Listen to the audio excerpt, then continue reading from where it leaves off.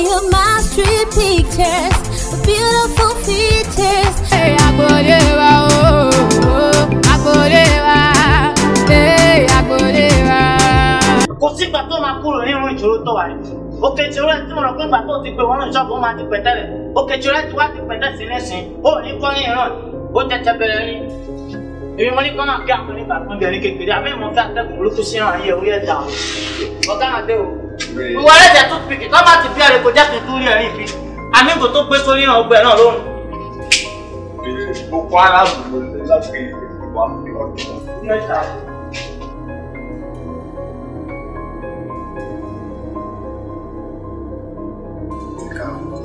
See better time.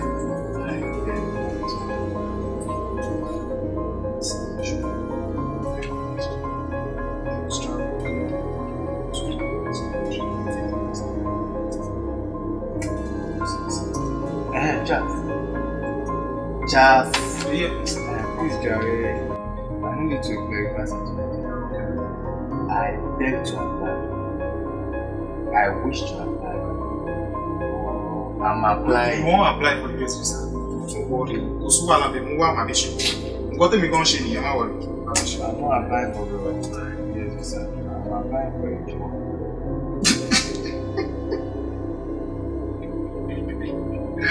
Who are you? Who is the one family? Did you apply for a job? Yes, now I can't wait until we are done with NYSC now. My shit don't put kitchen to my one the best. You don't forget, say, even NYSC where you can't do that, they pity you for NYSC where they allow you with this your age. See, you and I will pass. My brother, make I tell you the truth. As you do now, no place where you won't work now, they go ask for 5 years experience, working experience. Where you get them? But then, I know that you try now, at least if you become a teacher to acquire that 5 years experience. Tell me something of my wo or Mayowa. To graduate before why? Look at government college. What on some Gobia look maybe 15,000 or so. You already put it. You go first class money, man. Oh, more than few me and go Chris, Farabal, I think upon you say. You want you say before you apply for US visa. I won't come out for this country. Follow me, I think on this. Which one want to meet myself on talking? So no one in London.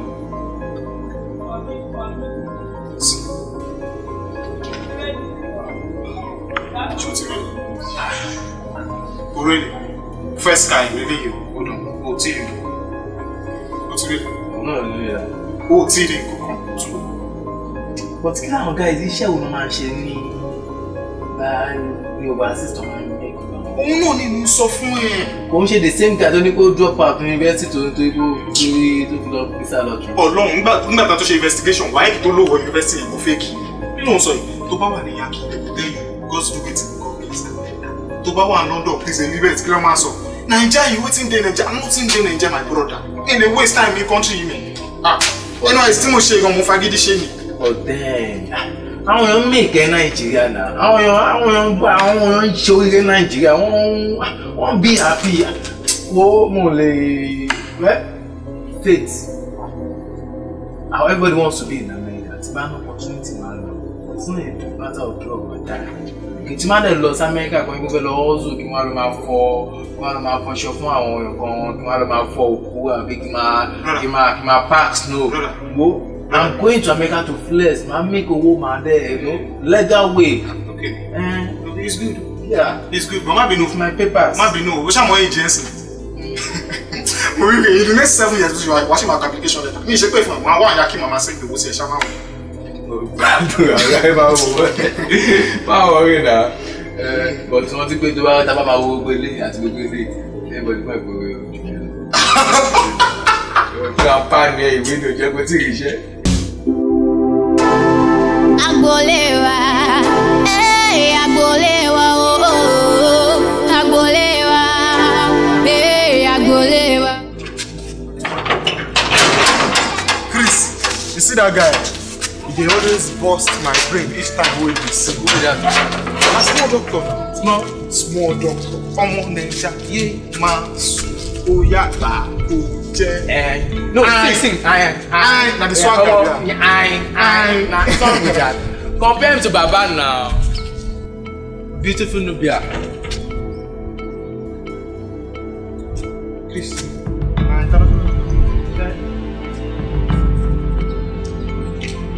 Hello?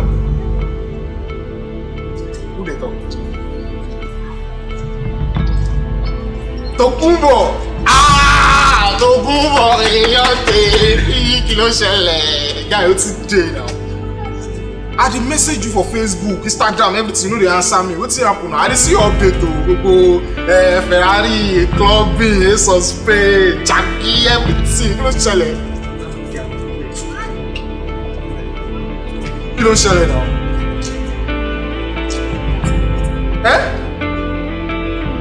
You dey come Naija?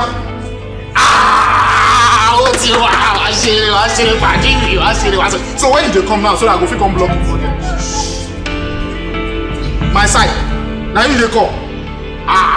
My side dey. See, if you come my side, anything wey you want, I go give you. Everything go dey on point. No wahala. I dey with you. Next week, no wahala. If you come ground full, we go dey. Me and my guy sef we dey. Everything. You see, all those things when you say you dey carry come, container everything. No worry, I get people wey go clear am once and for all. Everything go clear. My guy dey hail you. The name na Chris, correct guy. I mean I'm dey. Don't see do. Agbolewa, Agbolewa, oh, Agbolewa, Agbolewa.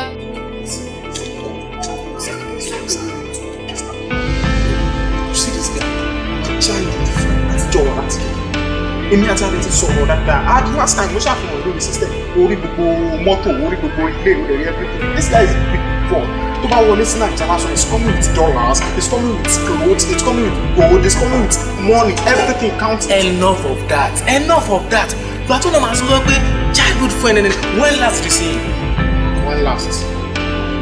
A few years back, not she. A few years. How many years? See, Chris, I don't feel remember all this. Èèyàn tó rí ní last year. Within 12 months, ó ti yàtọ̀. Èèyàn tó wá lọ sọ́wọ́ èèyàn tó wá ń padà bọ̀. Kò tún wá dé kò pé àwọn parents ẹ pé òun fẹ́ wá kí wọn. Kò pé àwọn kú rẹ̀ pé àwọn òun fẹ́ wá kí wọn. Ó wá jẹ́ pé ìwọ kí ló lè ṣẹlẹ̀? Chris, you see, you don't follow me ìwọ yẹ kó ti jáde gbogbo báyìí. Èmi àti Bobo, we dey always talk on social media. Okay. Èmi àti àríra but I keep up, ma send their messages through social media. Ma update ẹ. Now, tí o bá ká mi kún rẹ̀ gidi, bó ṣe ń bọ̀ rẹ̀ kò ní jẹ́ kọ́dọ̀ mi ló máa fẹ́ dé sí. Don't you get it? This thing is dangerous. I'm spending something fishy here. Oh my goodness. Why you been difficult now, Chris? Why you been difficult? Wait, guys. Who is traveling? How did I make it? Who is traveling? Thank you very much. Now, this guy has a childhood friend. They've been away, they've been separated for a long time now. The guy is in America. And now, the guy is coming back to Nigeria. Wow. The guy refuses to go back to his parents. He wants to come back to him. That is very good. In this compound, It's good. Let's him come. Not in my room. See. He's not coming back to my room. See, Tokumbo is not even coming from America. And UK they come from. And he's coming with everything. He's coming with goods, money. He's coming with money. If people don't want him in your room, he can come and stay in my room now. Since he's coming with money. See him. It's Bororo, what's in your problem? You this guy, if I say I know your mama, I will meet your mama, ask her whether they carry your placenta go. Anything, what's in your problem? If you don't hear man like this, that's why your brain go to scatter. What's it concern you concern this matter? Money is involved. You know what? Ego. Oh, it's not with right? I don't know where you come from. You see what it costs? Americana. You see what it costs? Make I pack my clothes finish job. You hear money now, so make you come your room. So make me and you talk something. Your friend. If you no touch to me. Make you come your room. Don't laugh.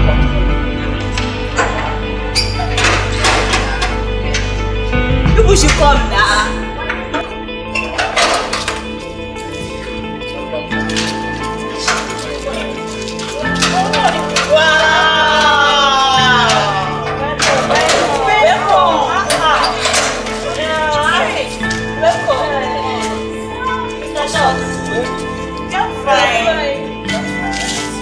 My sister, that's the same say I don't make mouth. Yeah. I say I plenty bubbles. plenty purpose for me. Your head dey plenty very well. And my friend But what was all this for? Your own too much things. How do you say? Why? My name is Karan.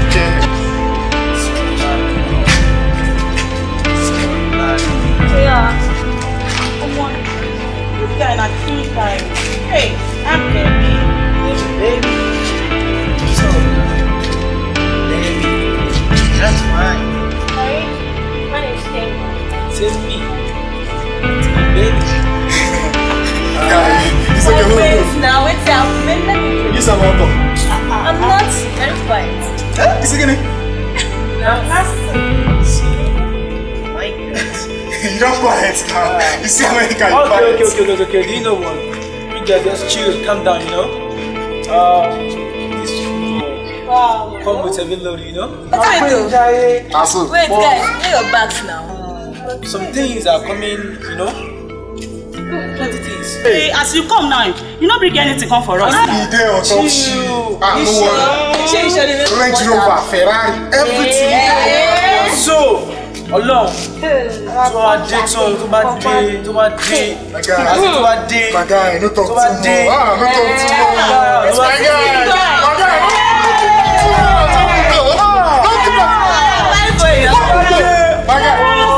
Calm down, girls, calm down. My dating. Let's go.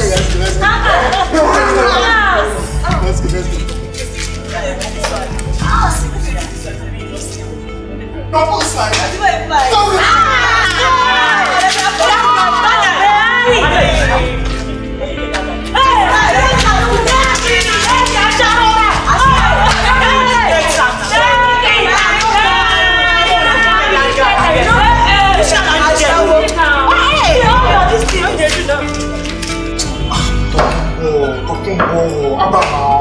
No tell me say na wetin dey ground peace now. What's the chance pé okay, nǹkan tó ṣẹlẹ̀ nílé tó ṣẹlẹ̀ yìí máa ti mọ̀. You no tell me just dey which kind package be that one now. Calm down. Just calm down. I'll tell you something more. Tó ṣẹlẹ̀ wọ́n sọ fún ẹ tó jẹ́ guys mo ti bá yín sọ̀rọ̀ kan nínú ilé mo ti sọ̀rọ̀ fún yín pé ó ti yẹ fún ìwọ̀n tó wà lẹ́yìn iṣẹ́ ìjọ mi. Lọ́wọ́ tó bá wà náà ní yẹn ó mọ̀ as a man gas to consume gbọ́dọ̀ sáré ó mọ̀ family ìsàdá tí wọ́n fẹ́ àdéjà gbàgbà pọ̀pọ̀ tí kò lò iṣẹ́ ìjọ mi. Now to come to mo blame me pé all the but that's not the issue. The downfall of a man is not the end of his life. Yeah, that's it. But now you need to tell me the truth. Come straight to me. What happened? Why is not the people?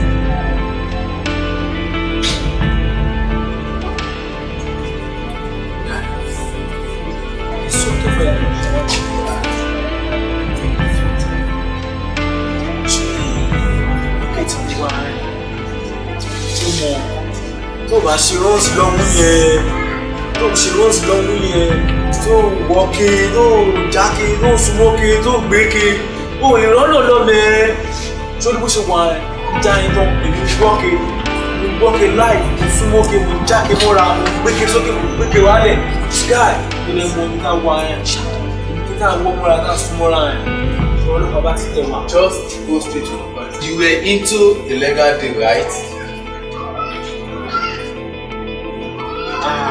Yeah. Tokunbo.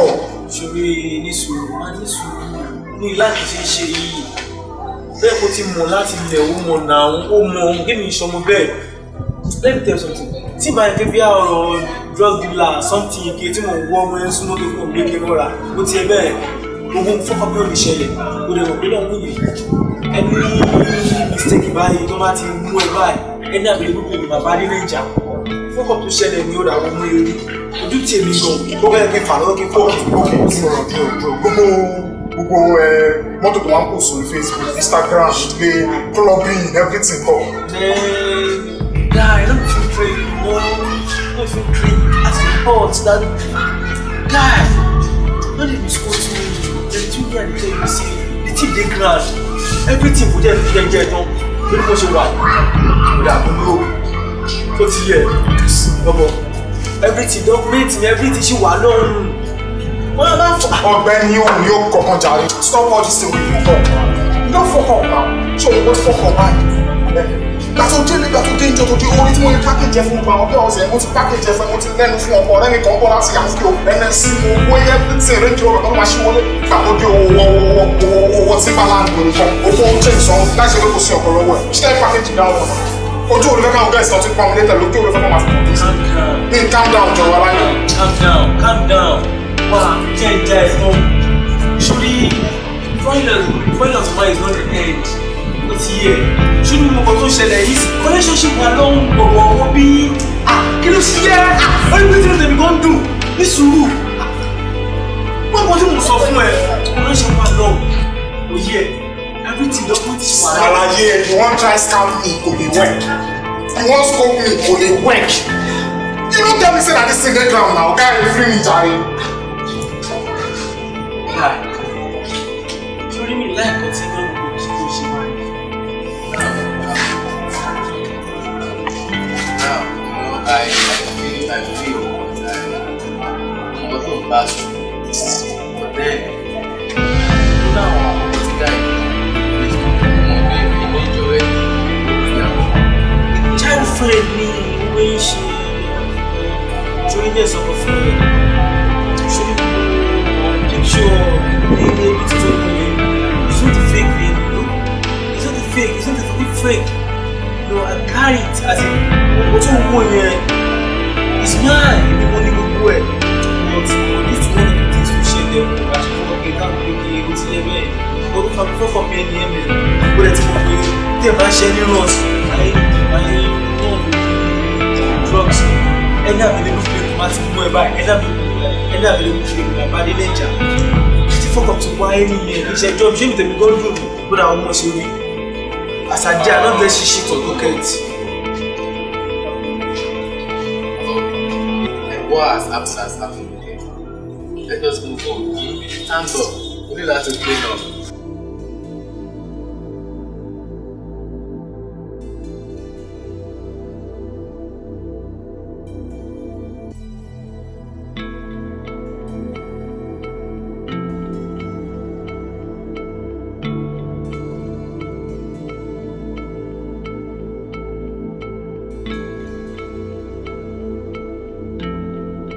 Nǹkan tí mo pè é fún ni pé ṣorí bọ̀bọ̀ tó wà nílé Tòkunbọ̀ kò lè bá a gbé mu.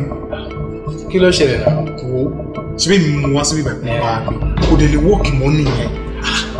But ọ̀rẹ́ ló pe guy yìí náà. Wo fọ̀rẹ́ mi lẹ̀ wo ìgbà tó wà ní UK nìyẹn. Tẹ́mi ló gbogbo nǹkan ṣì wà lọ́wọ́ ẹ̀ everything lọ. Bọ̀bọ̀ ìgbà tó wà ní UK tí má bá chat báyìí lórí Facebook látàárọ̀ dalẹ́ báyìí kò ní dá mi lóhùn. Àfi kí n máa rí post ẹ̀ lẹ́yìn tí ó wà dá mi lóhùn tán máa rí post ẹ̀ tó lọ clubbing tó mu ọtí tó gbóbìnrin tó ṣayé tó ṣe fàájì £1 kò wọ́n tí rí kóun fẹ́ send sí £1. Àwọn ọba díẹ̀ tọjọ́ wá ṣe fàájì ń gbà yẹn kò wá wọn pé gbà tí problem dé sí kóun kọ́ ló bá wọn bàjẹ́ òun yẹn owó NYSC tèmi wá ń gbà tààrà fi ń manage oúnjẹ lérí òkú máa jẹ kò lè wẹ̀. Ọ̀rẹ́ ẹ̀ ní bọ̀bọ̀ yìí náà. Okay, come to think of it. One deport guy is down at the moment. Ó dẹ̀ fẹ́ kó wọlé kan lòun lè wá sáré wá bá ó dẹ̀ wá bá ẹ̀. Mo fi pé the best thing you should do is I think you should be able to help me. Ṣé mi tí wàá ẹ̀kọ́ ẹ̀ tó ni?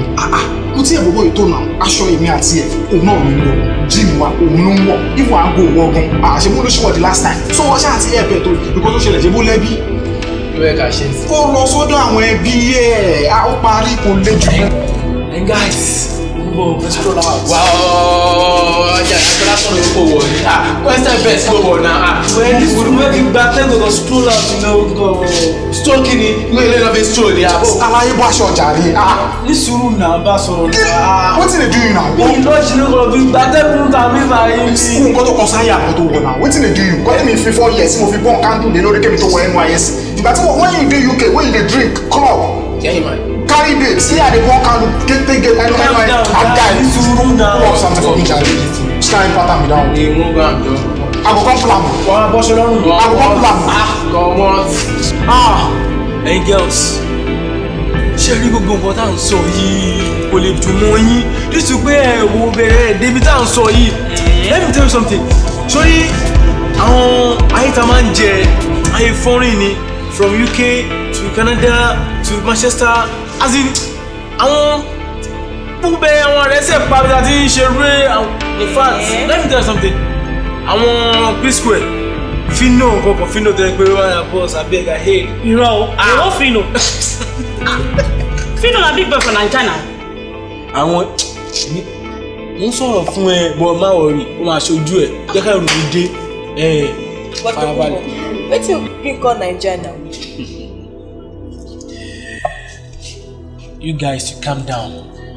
Ẹ wo ẹrù mi wà lórí omi tó pọ̀ rẹpẹtẹ ó dà bó ṣe wà ẹ̀ I wan tell you something chain and bata you want chain gold ago bata not lot of things tó yẹ pé fat Range Rover Sport tó wà nínú iṣẹ́ yẹn ó sì tó bí méjì 2 or 3 Range Rover Sport 2017 model tó yẹ pé mo hot mo bínú gan no know wetin I dey tell you ni no be say play but make the load come na there you go know the thing wey I dey talk.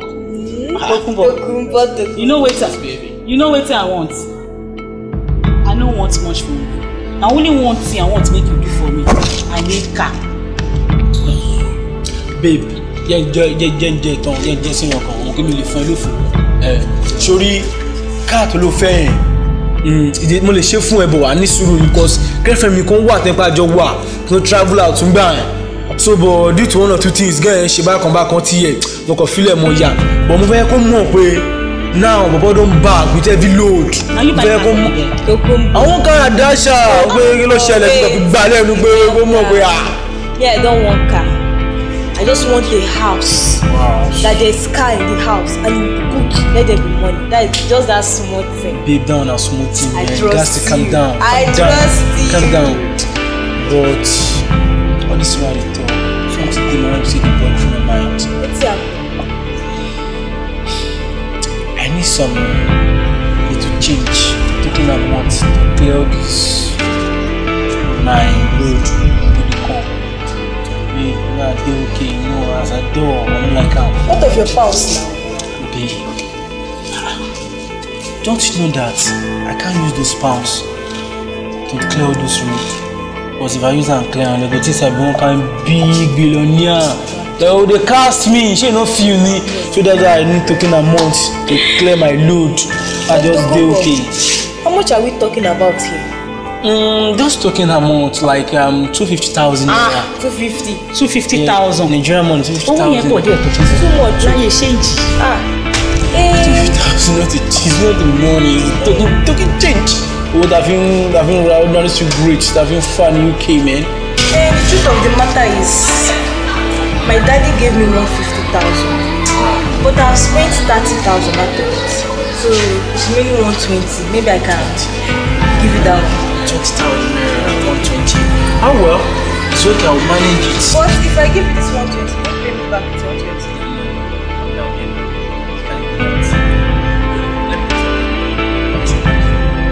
Yeah, in fact, I'm gonna pay you with 500k cash. Are you serious? Wow, thank you. Thank you very much. How much are you going to give me? Calm down now. We are together. Alright. I'm gonna flex you people, guys. You guys gonna flex you out. I trust you now. Tokunbo. You are more than this now. Yes.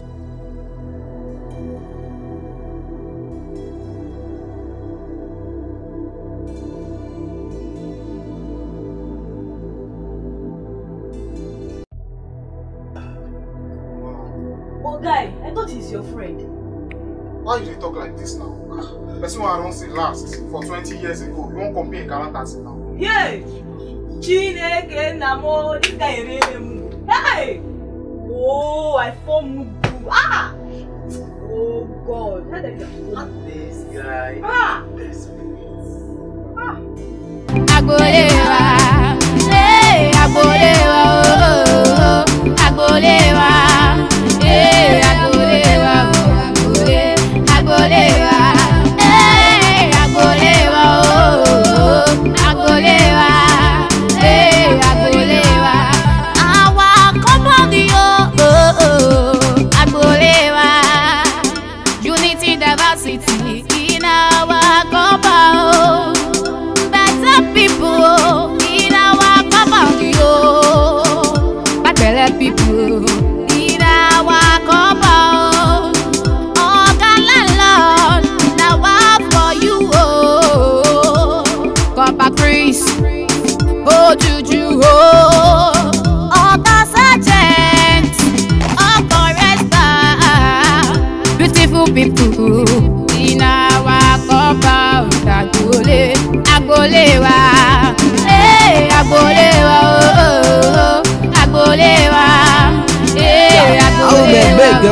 when I'm living very large. See my style is too hot, man, I saw you can't catch. Big boy combo, one of them no fit, cruising my Ferrari, when I'm not come okay. Wow. See the way that I fly, niggas are confused and now they are asking why. Well, I see now charity ticket because I home see. Yeah, in my compound you will never be alone, you will never go down, nah. Our comedy is trailing, I sell for him feeling. See me already brass me, my money shit is chopping. Tradition and culture, sure you won't learn, compound very educative. I bet you want chase when I look at me for better. Child, I'll make big in one, I put a big in one child.